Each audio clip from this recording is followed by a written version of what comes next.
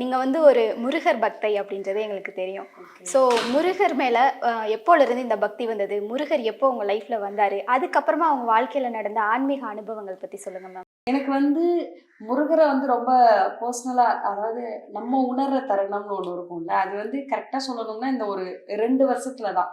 2 வருஷத்துல ஒரு சில ஸ்ட்ரகிள்ஸ்லாம் வரும்போது, அதை எப்படி எதிர்கொள்றது அப்படின்னு தெரியாதப்ப, எப்பல்லாம் முருகன் கோயிலுக்கு போயிட்டு வரேனோ, எப்போ இல்ல முருகன் சார்ந்த ஒரு விஷயம் எனக்கு கேட்குதோ, அப்போ ஒரு அமைதி வரும்.